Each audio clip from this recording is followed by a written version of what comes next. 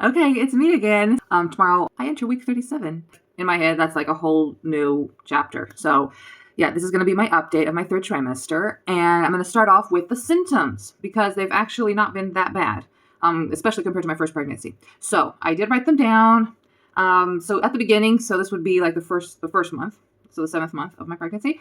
I had occasional ligament pain, sciatica, and RLS. Yeah, it was like an on and off thing throughout that time. And now, since week 34, I've been practically just left with random acid reflux. It really doesn't matter what I eat. It just comes when it wants to. Sometimes I'll eat something that I'm like, oh, this is going to really like make things worse, and it doesn't at all. Actually, I don't even have any real consequence for what I've eaten. And then sometimes when I eat something that I'm sure will be, like a really good option, it happens. So yeah. And then it can get a little difficult to breathe at times throughout the day. Like I'll just have like a moment, but it usually lasts just like a few seconds, like, not over 10 seconds. I just have a little difficulty. I just have to stop and rest a second, and then everything goes back to normal, thank God.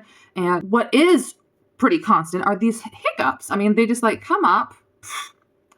It's weird. It's really weird. It used to just be like one a day. Like once a day I would have this one hiccup. It was really weird. And the thing is, the noise is so annoying for whoever's with me because it sounds like I'm out of air, like I'm gasping for air or something like that. But now I do like several throughout the day, and it's just really, I don't know, it aggravates me because I can't control it. And also I'm sure that everyone who's around me is, I don't know, it's a really annoying sound to hear. Okay, moving along to the visits I've had. They've been a lot more than I thought, okay? I thought that this time around I would have like less visits, but we've had a complication along the way, which at the present time, at least I'm not worried about anymore. I feel like it wasn't handled right. I think that they alarmed me way too much. So what I was diagnosed with was polyhydramnios. But when you look at the statistics, and also we've talked to another family friend midwife. I mean, I guess everyone's entitled to their opinion, but the measurement of my amniotic fluid was within normal range, high, but within normal range. So technically they couldn't even diagnose me with it at that point. But they wanted to monitor me. And so, yeah, I had several visits to like monitor my amniotic liquid. But the thing is that it slowly like went down. And for some reason at the hospital where I do plan to give birth at, and where, they were following the situation, that really didn't mean anything to them. First they said it would be a miracle if it went down. Then when it started going down, all they did was talk to me about the need to induce me at 37 weeks, which would be tomorrow. So I don't know. I mean, like, it's going down, and I'm not even within the mild range of poly. I mean, I'm just high range within the norm. So anyway, it's been kind of hard because there was all this talk about, inductions and possible C-section, and August was like a really difficult month for me because of this scare. But we went to another hospital to do an ultrasound because the midwife who was supposed to call me back and set up an appointment for me at the hospital where I plan to give birth at never called. And so we were able, thank God, to find a spot open at another hospital. When I went there, they told me that everything was normal, everything was looking great.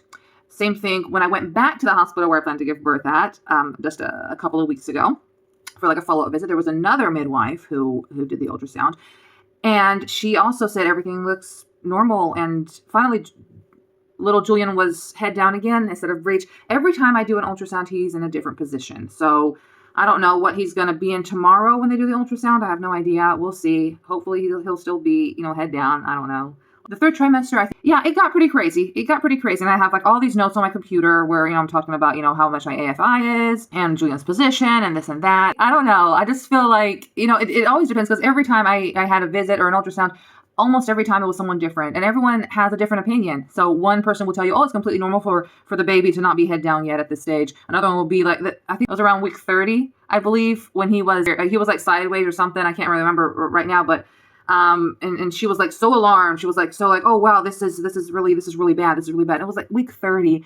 And then you go in and you find someone else who will say, oh, this is perfectly normal all the way up to week 37 or week 38. So it really depends who you get, who's going to like make you feel like everything's going to be okay, like everything's under control. I don't want them to lie to me. Like if there is a serious condition, I want to know, and I want to be realistic about it. But at the same time, I don't want to have to be anxious or felt like I have to be anxious or start worrying about something if there's no need to. So I will add that even if I have left the clinic where I was being followed up to week 30, even if I moved on and I've met several other people have been a lot nicer to me than during my first pregnancy. That has been something that has been continuing. And that means a lot to me because my first pregnancy was really bad. It was really bad when it came to dealing with medical staff.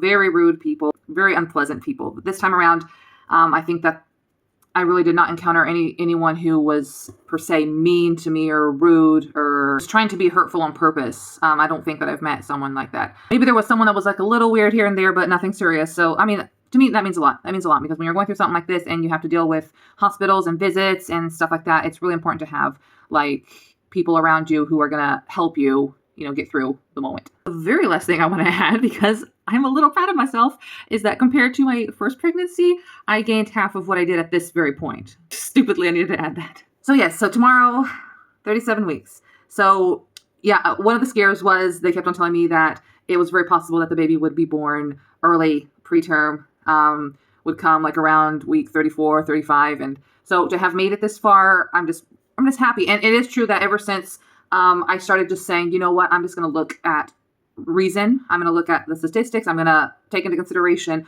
a lot of different factors and see realistically what my situation looks like. I mean, like seriously, it's not that hard. And I've just been living the pregnancy with peace, serenity, and just like going about my way. Yes, being careful, not overdoing, but ever since I've done that, things have been going so smoothly. So yeah, that is the summary update of this third trimester. And I don't know if I will make it to do another video of my last month of pregnancy or if I'm just going to directly be talking about the birth. So anyway, thank you so much for watching, and until next time.